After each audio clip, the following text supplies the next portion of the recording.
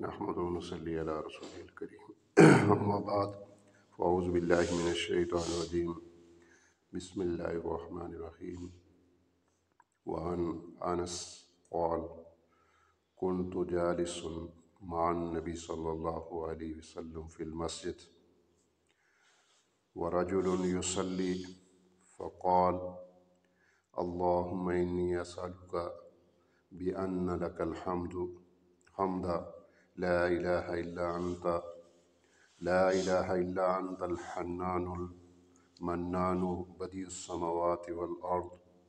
يا ذا الجلال والإكرام يا حي يا قيوم أسألك. فقال النبي صلى الله عليه وسلم دعا الله باسمه العظيم الذي إذا دعي به أجاب وإذا سئل به أعطى. حضرت انس رضی اللہ تعالیٰ عنہ فرماتے ہیں کہ میں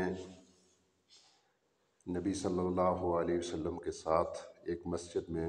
بیٹھا ہوا تھا. وَرَجُلٌ يُصَلِّي فقال،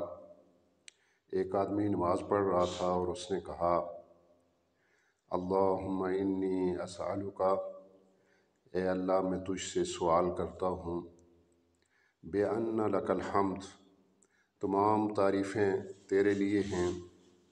لا الہ الا، تیرے سوا کوئی معبود نہیں، معبود برحق نہیں، انت الحنان،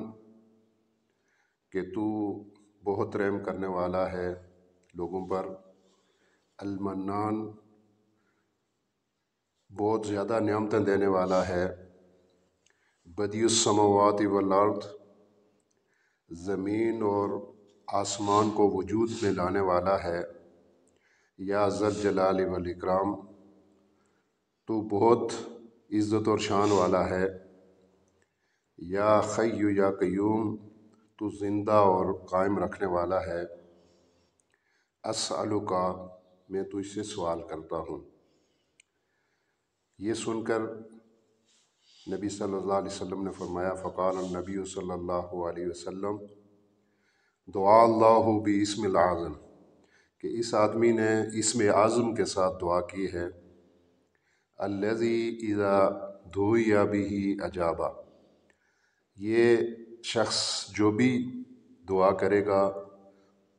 اس سے اللہ قبول کرے گا،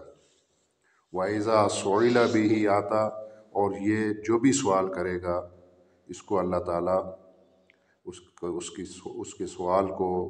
پورا کرے گا، اس چیز کو وہ عطا کرے گا. یعنی اس حدیث میں بھی کل بھی ہم نے ایک حدیث پڑھی تھی جس میں سورہ اخلاص کو ایک خاص انداز کے ساتھ پڑھنے والے کے متعلق بھی نبی صلی اللہ علیہ وسلم نے یہی فرمایا تھا کہ وہ جو دعا کرے گا اس کی دعا قبول ہوگی، وہ جو سوال کرے گا اس کو وہ کچھ عطا کیا جائے گا. تو آج بھی اس حدیث میں یہ فرمایا گیا کہ جو شخص ان الفاظ کے ساتھ جو ہے وہ اللہ کے حضور اپنی دعا پیش کرتا ہے اور وہ کہتا ہے الحمدللہ لا الہ الا انت الحنان المنان بدیع السماوات والارض یا ذا الجلال والاکرام یا حی یا قیوم، ان الفاظ کے ساتھ اپنی دعا کا آغاز کرتا ہے تو یہ گویا اسم اعظم کے ساتھ وہ دعا کر رہا ہے. تو اسم اعظم کے ساتھ جو دعا کی جاتی ہے تو اس کے متعلق نبی کریم صلی اللہ علیہ وسلم نے فرمایا کہ الذی اذا دعی بہ اجاب، جو یہ دعا کرے گا اس کو اللہ قبول کرے گا، وَإِذَا سُئِلَ بِهِ أَعْطَى، جو وہ سوال کرے گا